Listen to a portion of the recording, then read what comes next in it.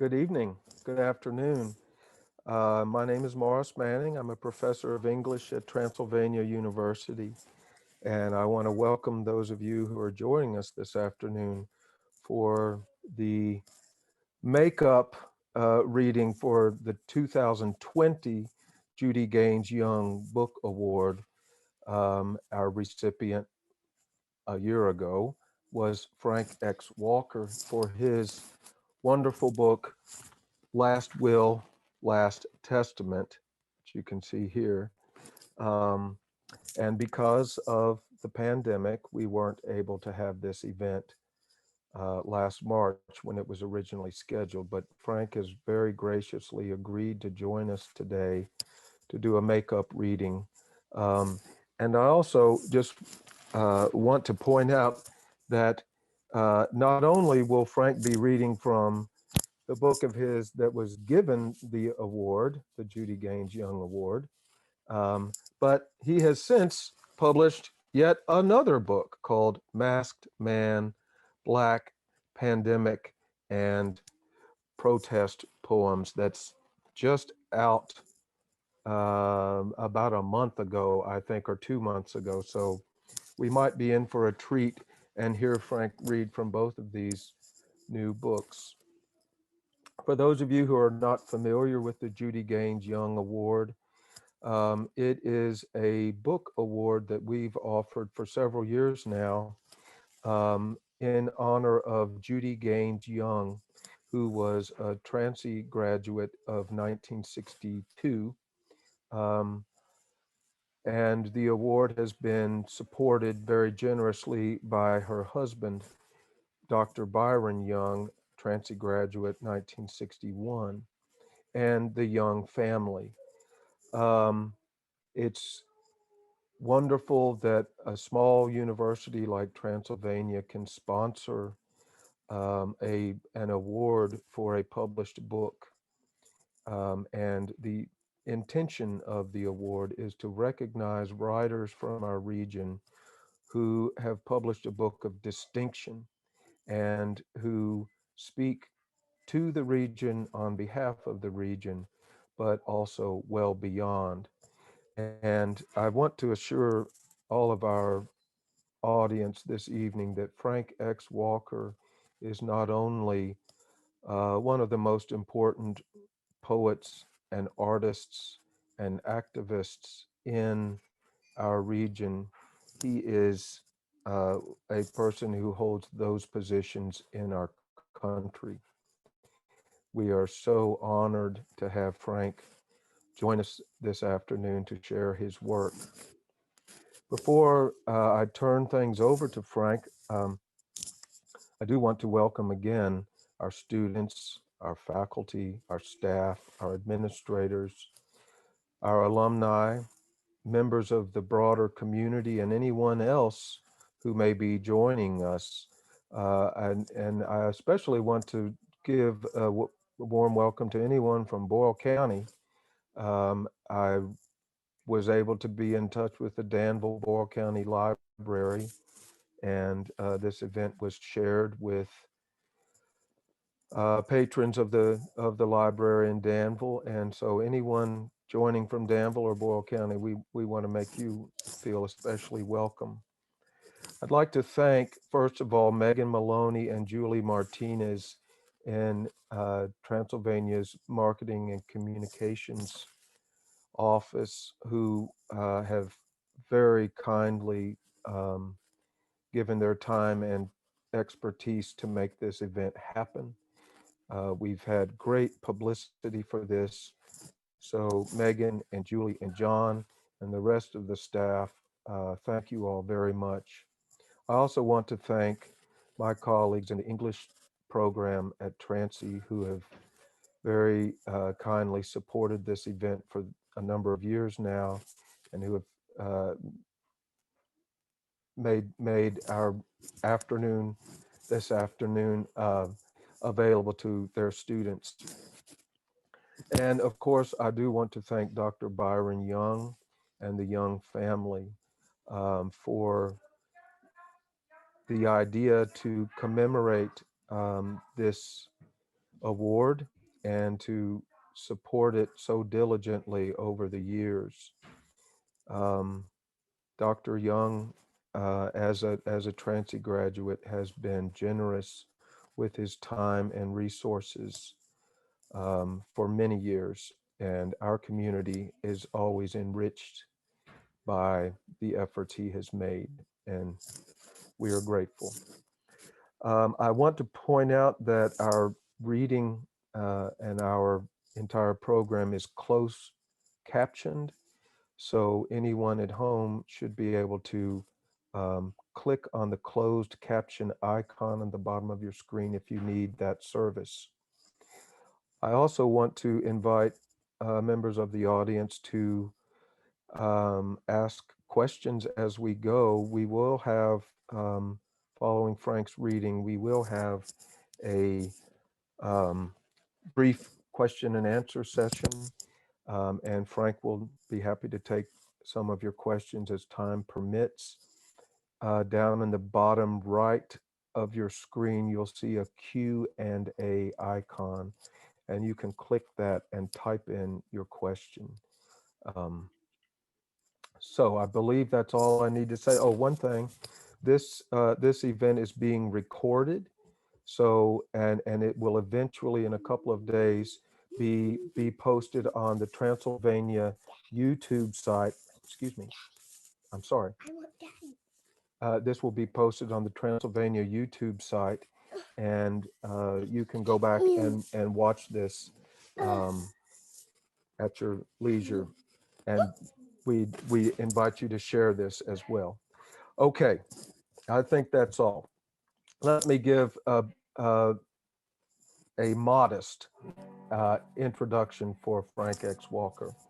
Multidisciplinary artist and Danville, Kentucky native Frank X. Walker is a professor of English and African American and Africana Studies at the University of Kentucky, a Cave Canem Fellow and co-founder of the Affrilachian Poets. Walker is the former Kentucky Poet Laureate, a position he held consecutively twice, and is the author of 10 collections of poetry. I believe we can now say that's 11, including Turn Me Loose, The Unghosting of Medgar Evers, winner of the NAACP Image Award for Poetry.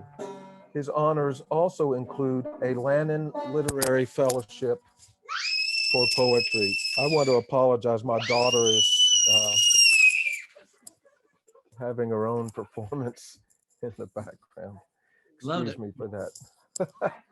Frank's honors also include a Lannan Literary Fellowship Award for Poetry, the Black Caucus American Library Association Honor Award for Poetry, and the Paul Green Foundation Playwrights Fellowship Award. Those of you also who frequent Lexington may know that Frank is also a very gifted visual and 3D artist and can see some of his works gracing the city of Lexington.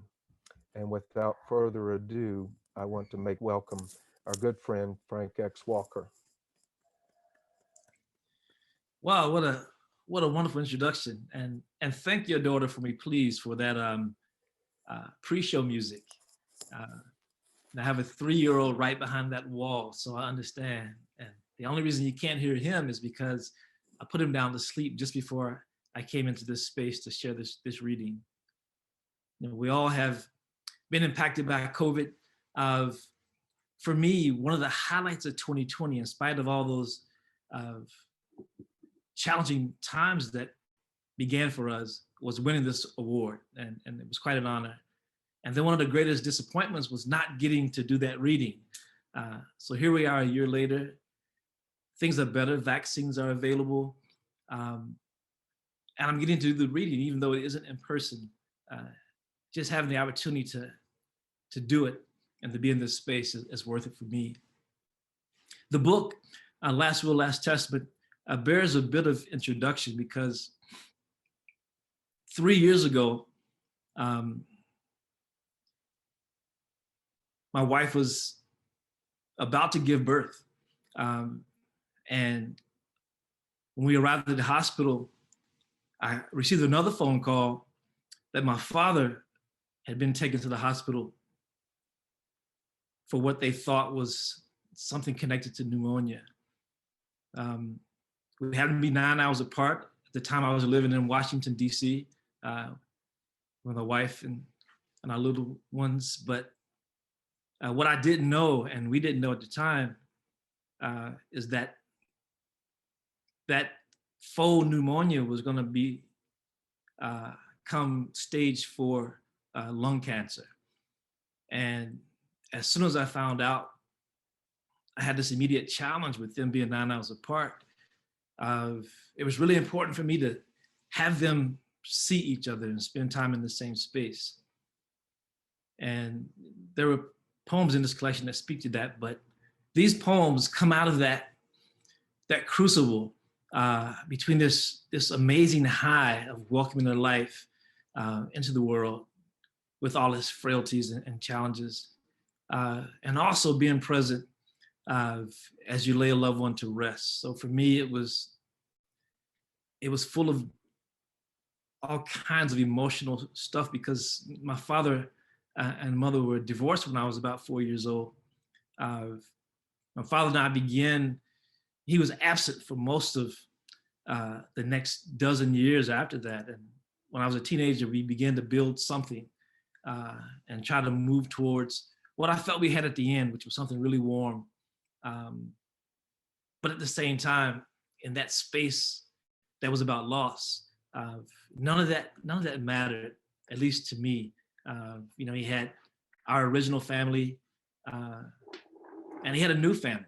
And, we found out that suddenly that mattered, that we were two different sets of kids from two different wives. And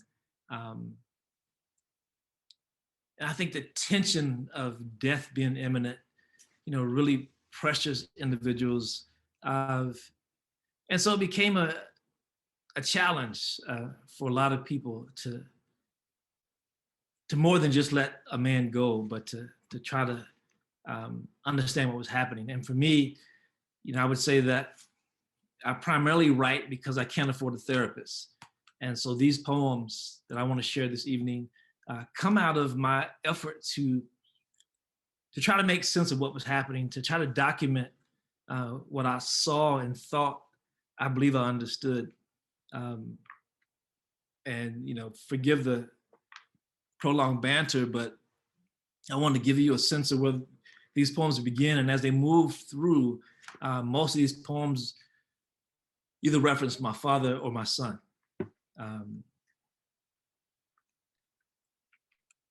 This first one is called Wheeze.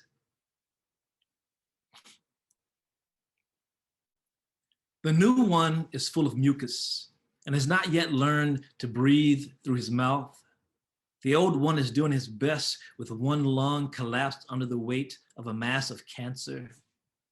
In the wee hours on the hospital ward and in our bedroom nursery, I listen to them struggle to live. One needs saline drops to cut through his blockage.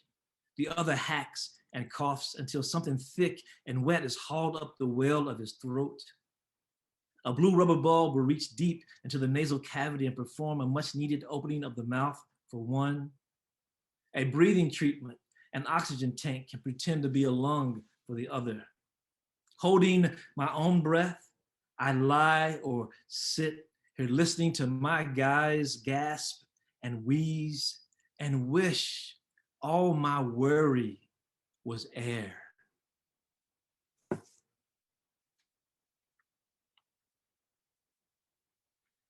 As I mentioned earlier, it was really important to get those two guys together, and it finally happened. And what was really interesting is that if you looked real close, and there was a circle of people around the bed, he was at home at the time, and seeing them two enjoy each other, made us feel like that this was not a new friendship, that it was something very, very old. And I was trying to understand, how much the world changes, or imagine that, there are separations between planes or dimensions that kind of dissolve at the very beginning of life and also at the end. And so some magical things seem to be happening around that connection. So this next poem is called Hoofers. It's an old word for dancers. Catching up with the three of us was less awkward than the slow dance the two of us have done for 50 years. Maybe because the music was different. Instead of the slow, heart-aching, waiting for you to say, I love you ballads that always play in the movie version of Us, the air is filled with lyrics to children's songs. You stare at a brand new grandson with a wide grin, perhaps looking for your trademark eyes and wry smile. I stare at you and imagine you're looking back at me across time, barely 2 months old, tiny hands still learning to grip, choosing to smile at dance partners by the amount of light in their eyes. We drove a long way to make sure this moment happened. I waited even longer to be sure I'd seen it before. These three.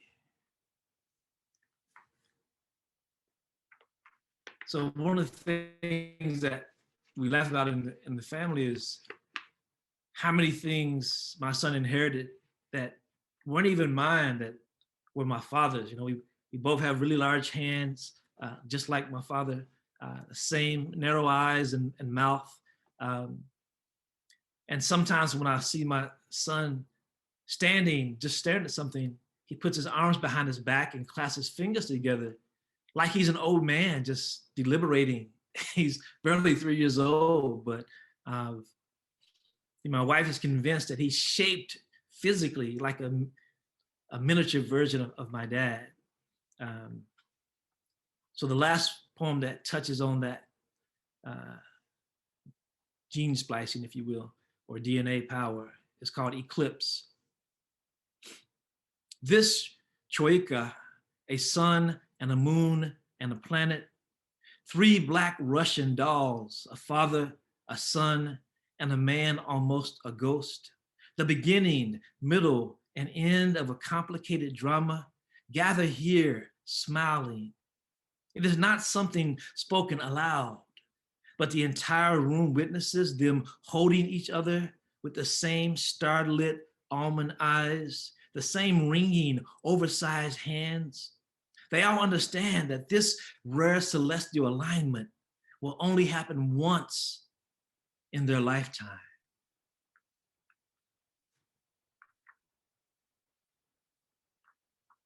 This next poem is for, I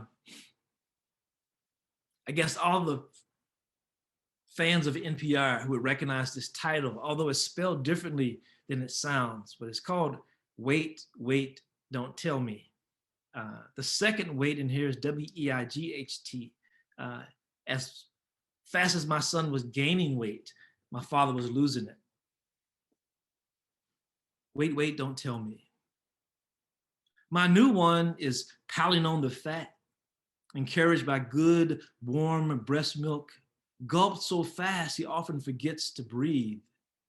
Our antecedent, my father, is losing weight even faster, threatening to disappear before the spreading cancer can catch up. My son is all curves and soft pinch me flesh with fingers as wide as miniature hot dogs.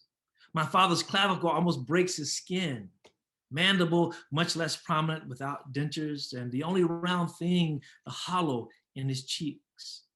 They are wasting away and wasting nothing, a beautiful beginning and an ugly end, with me at the fulcrum trying to balance them both. One of the things that happened for us as we were, moving towards this impending funeral, we were searching desperately for great photographs of my dad. And he was the person who took the photos. He was never in front of the camera. It was a rare thing to find him in an image. So we found a couple of really old black and whites. So what we try to do to fill in the gap is talk about memories of him that worked in our heads like photographs. And one of my favorite is one where I visited him at work when I was about 5 years old. And he worked at a meat packing plant. And I don't know anything about the details before or after that event, but that image of him in that clothing in that space is seared forever in my brain like a photograph. So I'm going to read a poem called Meat Packing Plant.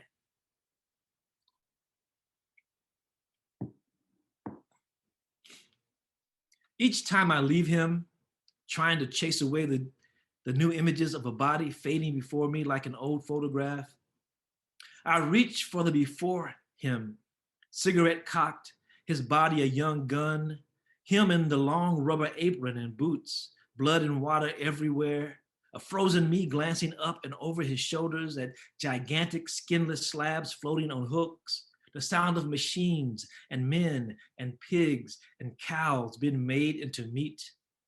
There's no effort to disguise what they do at the slaughterhouse, nor does he explain. People say cows are dumb, but I've peered into the backs of trucks arriving from the stockyards and nearby farms. There's a look in the eye before the last gate opens, revealing a discomforting urgency to choose between lumbering head first onto the killing floor with panic or with glee.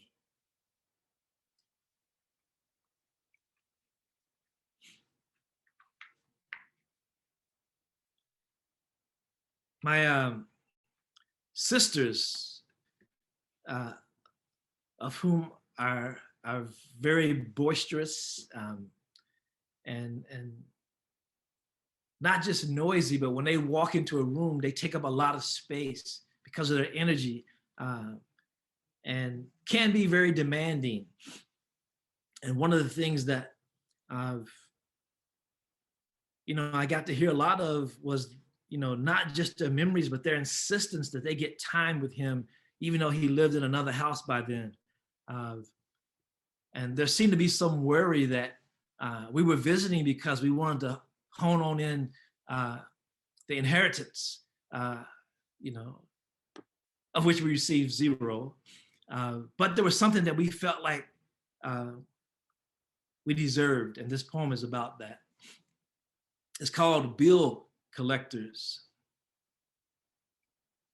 Here we come again, barging loud and proud into the room by twos and threes, dragging our brood along to lay eyes on their own living history, believing that the awkwardness that will eventually turn to dust greets us like guests in sitting rooms saturated with unconvincing family portraits. We introduce you to your grandchildren. We want them to look you in the eye, to just exchange hellos until the suffocating silence chases us back to our cars. Your then wife always flitted about, almost afraid to be out of earshot. But they all seem alarmed this time. They do not welcome our presence. It is as if we have come for something that belongs to them and only them. But we want to hear the stories we were too young to know. Something of that bliss that gave birth to us, back when it was you who tucked us in at night, back when she was still alive. We have not come for cars or houses. We have our own, but we do want the memories you owe us.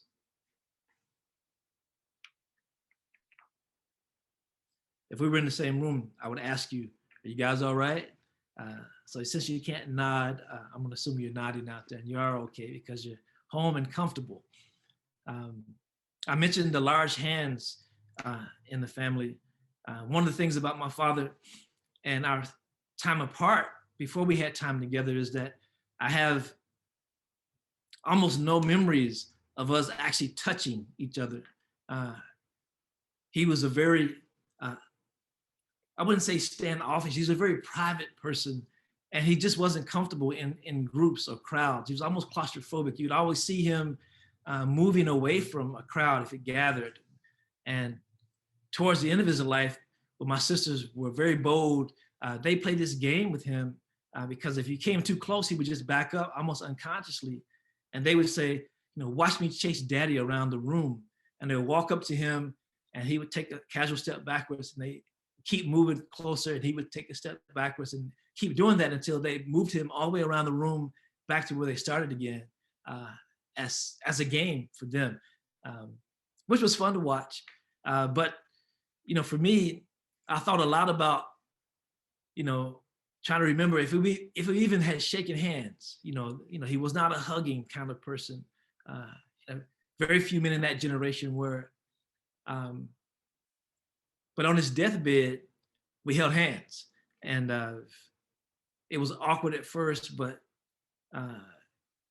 it was a powerful enough experience for me to recognize in that moment that it was very special. And I wrote this poem called Thumb Wrestlers. We held hands for the first time on his deathbed, which would have been insignificant had we at least shared a fist bump, some dap, or a ritual handshake during any of our times together. The distance between us always felt wider because of the unspoken rule about unsolicited touching.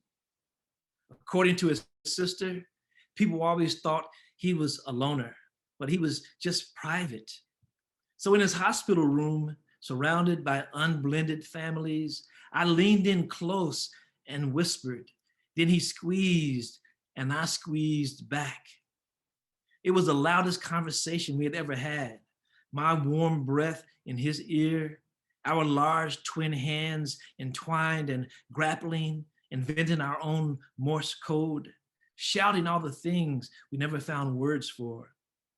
We held hands for the first time on his deathbed, but I imagined an infant me wrapping all my tiny digits around the expanse of one of his massive thumbs, like my son is doing now.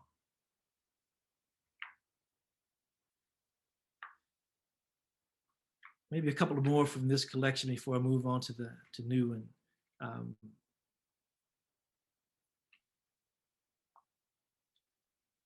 My sisters all loved music and loved to sing. And one of the things we found out about each other is this mistake we had lived most of our lives. And we were making this joke about my father and all of his children and our non-inheritance. And there's a song by the Temptations called Papa Was a Rolling Stone. And there's a line in that song that says, all he ever left us was alone. And some of us believe that that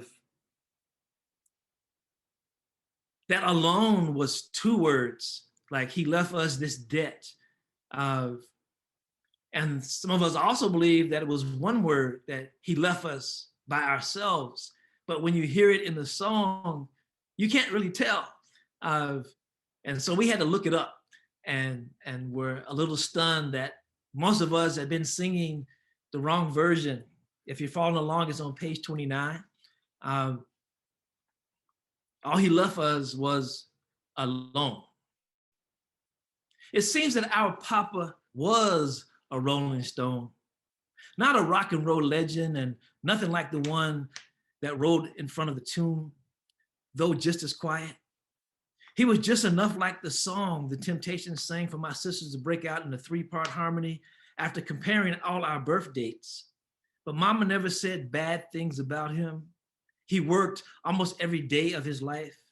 He didn't have 3 outside children like the Papa in the song, only one. He was a jack of all trades, but never begged, borrowed, or stole.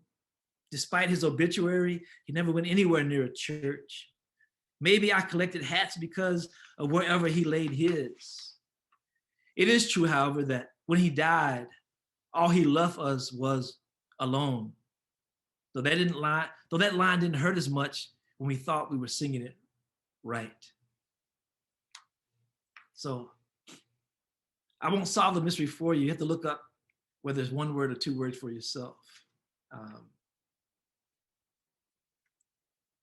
I'll close these comments about my father in a warmer way, and then a few poems about my son. Um, this is called In Another Universe.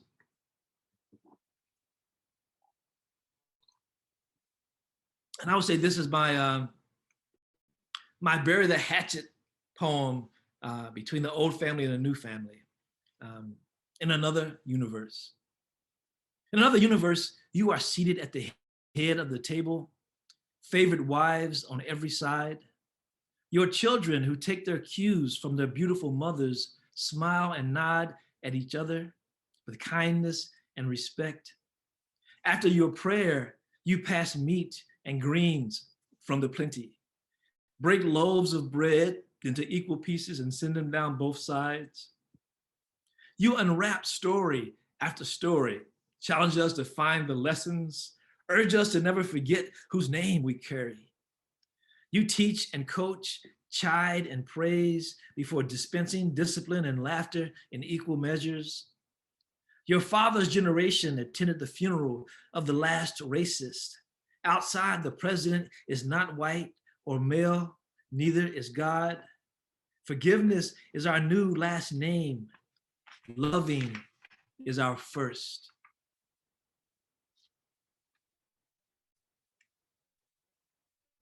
This is called Ritual. And this is obviously, these next few poems are after the burial. Ritual. We migrate to the front stoop, still in night clothes, to stretch and greet an end of summer sun that peeks over the mountains between tall trees and across rooftops to kiss his face, to bathe my eyelids. All the leaves, our flowers, and almost every blade of grass leans and reaches with us towards the warmth. He listens for morning sounds, passing cars and buses, cicadas, birds, and already hard at work, crawling things. At sunset, we turn down all the lights, put on soft music, move much more slowly, whisper, reopen the blinds and let sleep crawl in. He closes his eyes, wrapped in the comfort of darkness, learning that life is what happens in between sunrise and sunset. This next poem is called Morning Sun, and it's probably not spelled like what you're hearing, morning sun. It is early morning when his tiny hands clutch their first leaf. It is brown like us. We both smile up at the tree and the invisible wind that sent it. As I hold him tight, I wonder what he knows about seasons, how his arrival gave my father permission to leave. And I read one last one, and I guess we can check the Q&A real quickly to see if I need to go on and start dispensing with those, or just read some more. But the last poem I'll read from this collection is called Afrofuturistic Messaging. And it comes out of that space. You've all, if you had children or seen babies, there's a moment with every little kid where they're looking off into nothing and giggling as if they're having a whole conversation with something or somebody invisible. And after my father passed, our son did it a lot. You know, it's like, who are you talking to? Who's talking to you? And he'd just be giggling and all giddy. So this comes from that space, Afrofuturistic messaging. When I hear him laughing until he runs out of breath, gulping more air and giggling again as something unseen in the ether, or catch him staring intently over my shoulder in the direction of our Dogon mask at something invisible and possibly vibrating in a spectrum of light only accessible to the newly arrived or those about to depart. I assume it is you or mama continuing one of the last and best conversations you had on this side, or exchanging coordinates. He, barely a haiku, had just met you and began jabbering and cooing in couplets like an old friend from some other space and time. You were even happier to stare into familiar eyes, to be comforted about all that was ahead, to catch up with the old and the new, the breath between you transforming into something interdimensional, the twinkle in your eye, starlight from another galaxy. So those were poems of love from Last Will, Last Testament, about my father's passing and my son's arrival. It looks like we're making good time here, but let me check in with Professor Manning and see if we need to deal with any questions at this moment. We do have a couple, but if Frank, if you don't mind, if you'd like to read from Masked Man Black, or anything newer than that, maybe for another 5 minutes or so, and then we'll cease with that portion and go to questions. Sounds good. Sounds good. Okay, thank you very much. The thing about this next book, Masked Man Black, these were poems that began during the pandemic. And what I was trying to do was to document what was happening in real time with poems, because there was so much happening that was emotionally difficult to process. I mean, you could not watch the news on any evening and not be depressed with what was coming and the speed it was coming in and how it might impact us. And before I'd even written a week's worth, we were already facing shelter-in-place orders and quarantined. And a week later, I'm teaching remotely and no longer face-to-face with my students. And then when things calmed down, you know, after being trapped in the house, my wife and I were trying to figure out, you know, how we could survive all this, of, you know, what made sense. And so we started going outside in our own yard and realized we had a lot of wasted space. And we made a decision to plant 3 raised bed gardens. So I'm going to open a poem that's about, you know, the silver lining that came out of being sheltered in place and living in isolation. This is called Baptism by Dirt. It's for my wife, Shauna. All believers know about the power of water, though not enough about the power of dirt. My mama used to walk barefoot in our vegetable garden, get down on her hands and knees and almost pray in the dirt. My wife and I and our 2-year-old built and planted 3 raised bed gardens.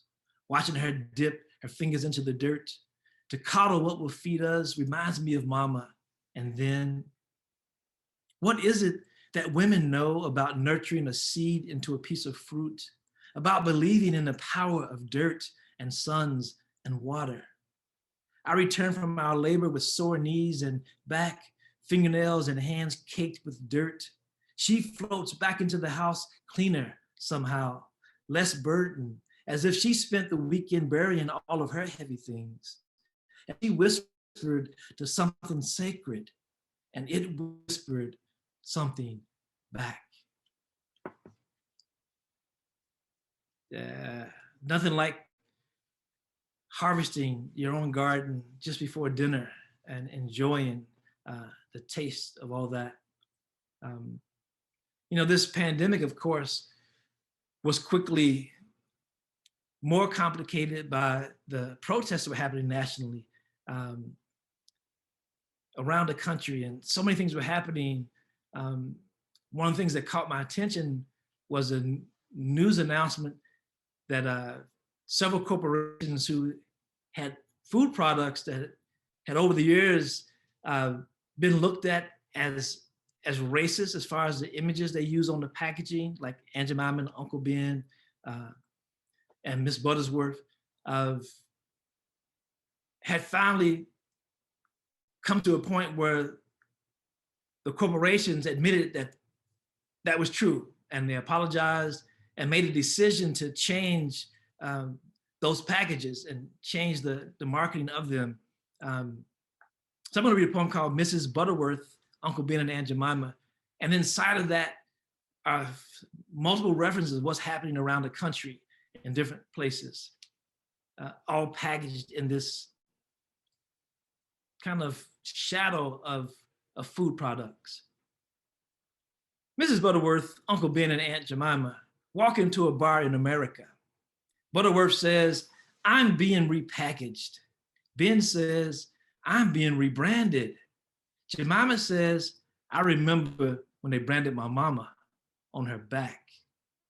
The bartender says, "I could stand in the middle of Main Street and kill somebody and I wouldn't lose any voters."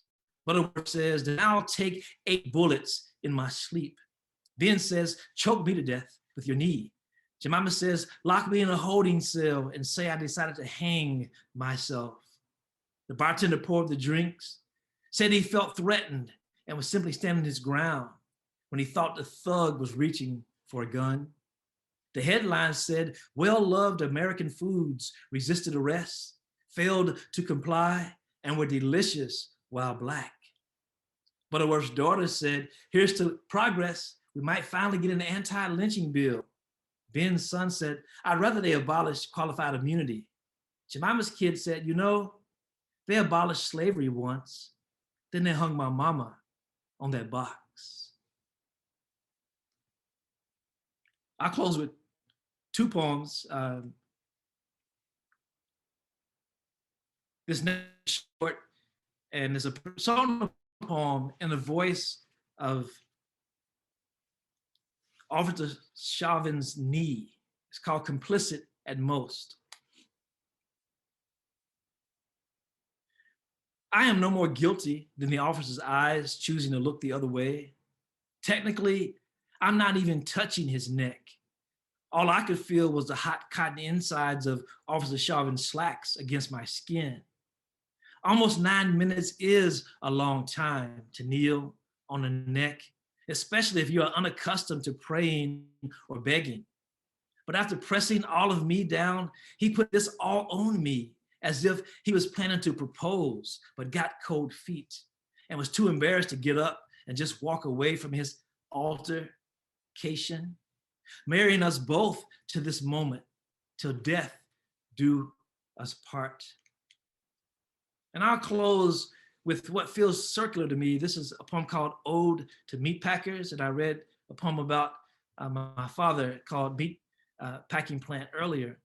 One of the things that was on the news was about the number of COVID infections among workers, line workers in these assembly plants, in these meatpacking plants, and what seemed like a refusal to shut them down, because America needs meat, but it costs a lot of lives, and nobody was thinking about that, it seemed.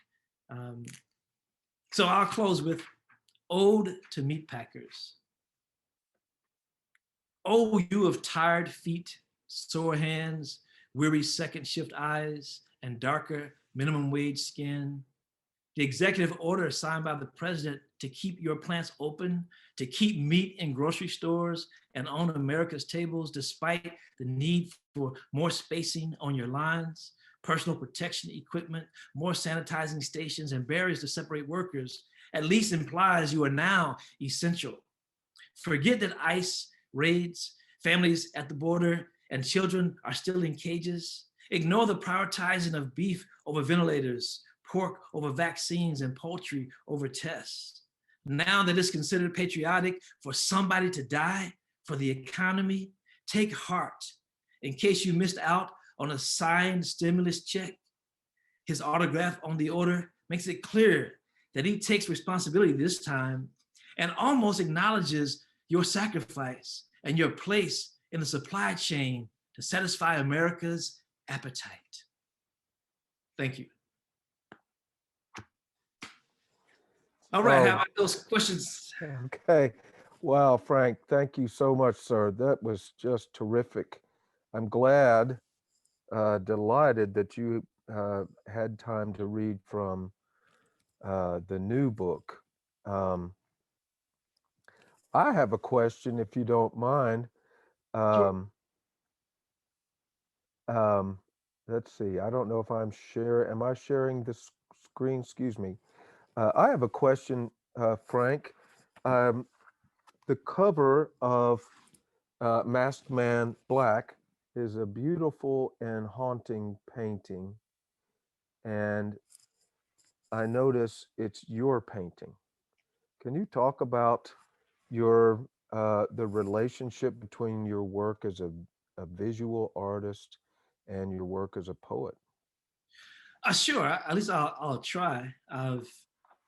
Yeah, the image you're referring to is, if you can look down, if you can see the whole of it, this male figure has on Nike shoes, uh, and is in the position that he might be in if he were being arrested. Uh, but he's also at the same time leaning against what appears at a second glance to be a crucifix. Um, and if you look even closer at his hands, you can see that there are round circles as if there are holes in his hands. And a closer inspection would show that they're bleeding. Uh, so it doesn't take a genius to figure out the two kinds of things I'm trying to force into the same space. Um, and what this image might mean, but art is open to interpretation. I'm always more interested in what people see than trying to tell them what it's supposed to mean, because we may see two totally different things. This is a painting I created in 1992. So it's a really old painting, and it's currently hanging in the UK Art Museum as part of an exhibit about America and responses to this kind of turmoil happening nationwide. We're in a really interesting place in this country, and the curator felt like that particular image would fit well in that exhibit next to all these other images. So I urge you to go see it, or even try to visit it online, because it is available to view virtually. For me, my challenge as a multidisciplinary artist is, when I get an idea, is to figure out what's the best way to translate it. I write plays. I'm trained as a fiction writer. I write poetry. Most people think of me as a poet, but I'm also a visual artist. Right now, I think I have almost 10 different paintings on exhibit currently in 3 different galleries in Kentucky. If you had a chance to view those paintings, you would see that they are as political, as committed to social justice as my poetry. I would say the poetry itself comes out of a space that's the intersection of family, identity, place, social justice, and history. And the work that's visual does the same thing. One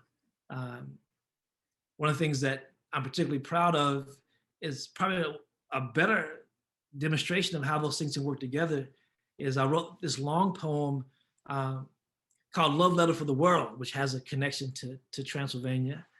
2 of your colleagues and artists took that poem and project, made a music video out of it, and the images on the video are actually photos of tattoos with an image beside the tattoo that was created specifically for those sets of words. And so as a result, there, at last count, I think almost 1,000 people with parts of that poem tattooed on their body with a graphic image that accompanies the words.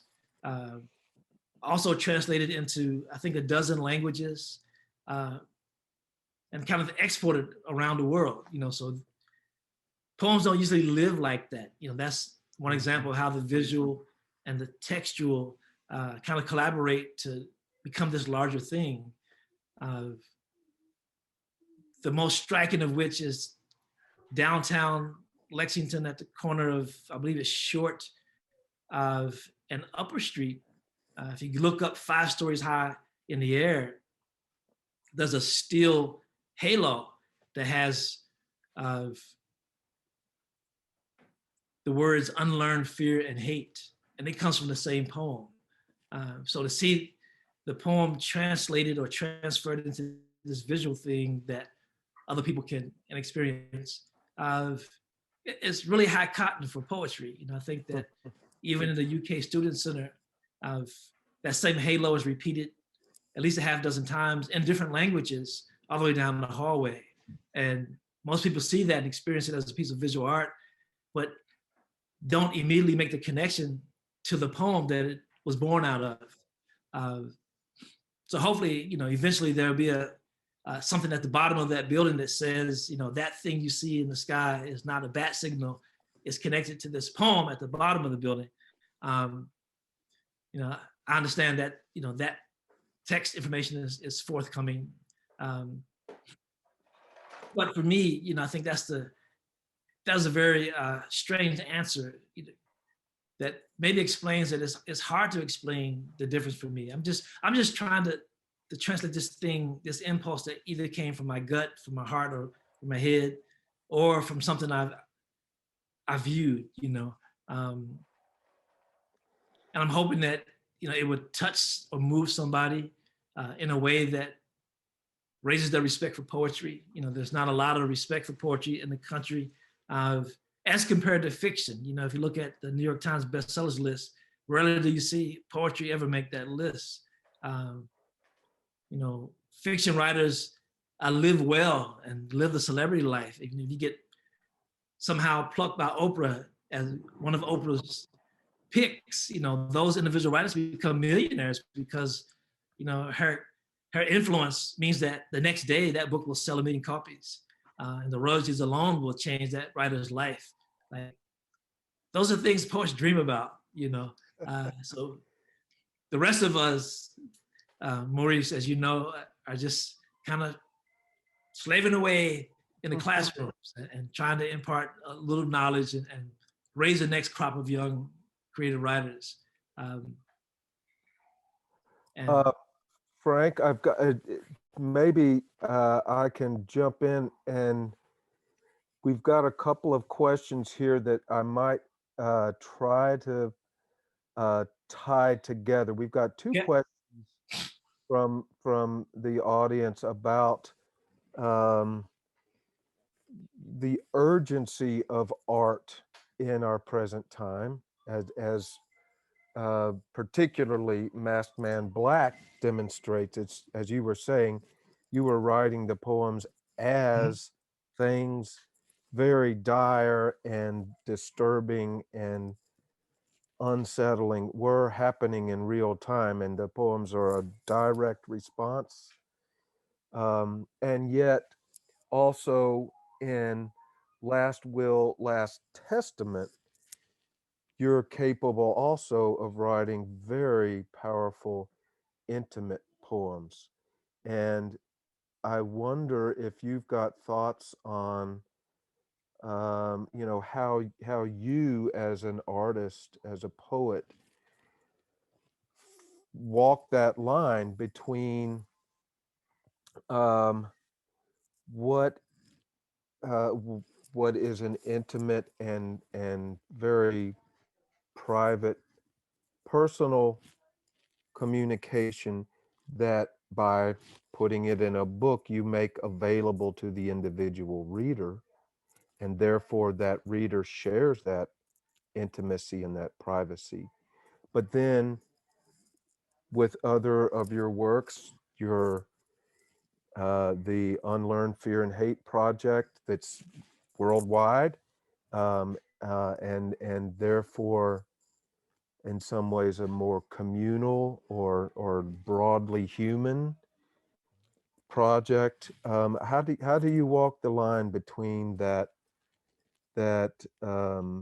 power of intimacy and then the larger speaking for others obligation that you obviously take very seriously?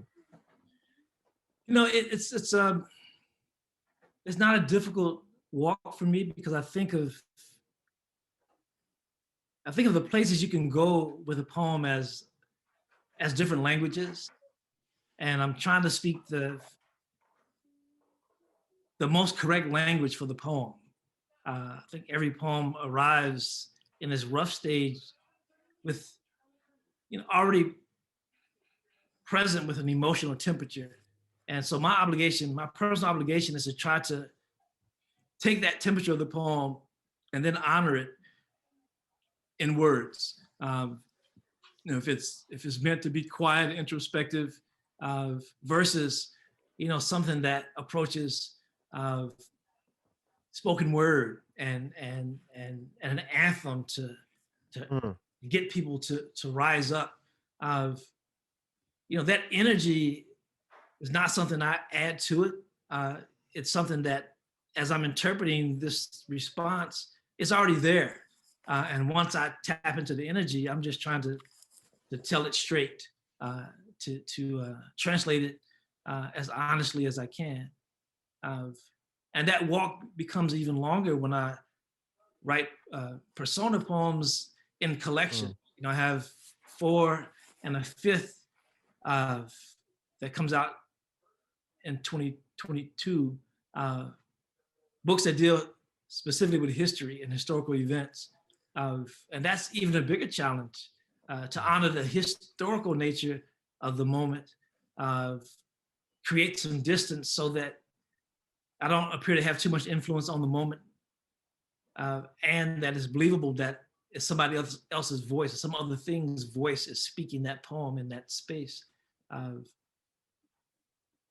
If anything, it speaks to the multitude of choices we have as poets, and how important it is to decide how much power a poem has by how you render the voice of it. You know, some poets only ever write from their point of view, or only second person, only first person for their entire career. I guess I'm more experimental, and I've made decisions for some of these poems or collections because I thought it served the poem better, and I'm trusting the poem. That's my best answer. That's wonderful. We've got a couple of other um, folks who have written in, and they are more or less, thank you, thank you, thank you. This has been great. We appreciate the gift that you have shared with us this evening, and the gift that your books bring to us whenever we choose to pick them up. I'm going to let you get out of here, and we are almost at the end of our time. But Frank, Morris, go ahead. I checked it on the Q&A, and there's one I want to respond to from John Yes. Young just quickly. Yes. And he asked, he apparently was reading along when I was reading from Last Will, Last Testament, and noticed that there were some slight changes. Yes.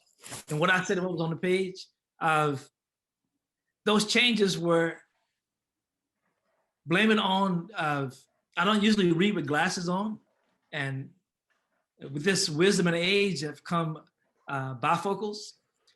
So when I look down to read, I'm trying to make this adjustment but not leave the moment. So there were several occasions where I thought I remembered what was on that page and tried to say it without looking at the word, and then trying to have a connection with the audience, even though this is virtually impossible, but I'm making the effort.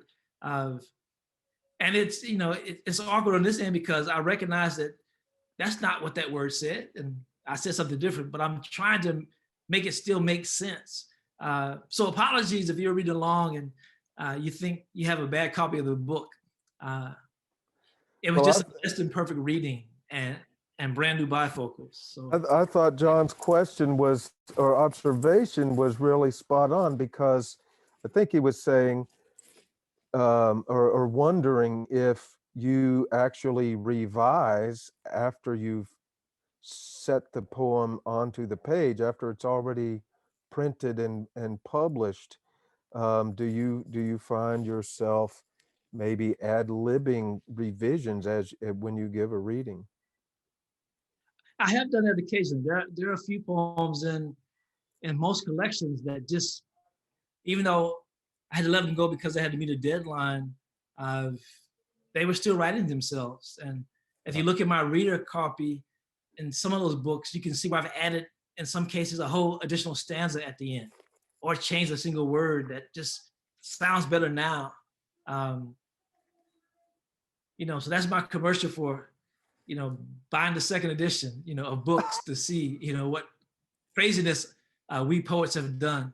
But yeah, I think we have to be open to that. If the poem signals even later that there's a more perfect version of itself that needs to live, at least it can live in a reading and not be trapped in that space that it was in when it was committed to the page. No disrespect to the page, but all respect to the poem. Well, that's That's my wonderful. story. Okay, that's great because we've recorded your reading this evening, and as Julie Martinez in our communications and marketing department told me, this is going to live forever on Trancy's YouTube channel. So anyone from now on will be able to come back and see this reading and follow along in the books and realize where you inserted a few words or a new line, and it will be a wonderful archive for us to have. Frank, I want to thank you very much for your time.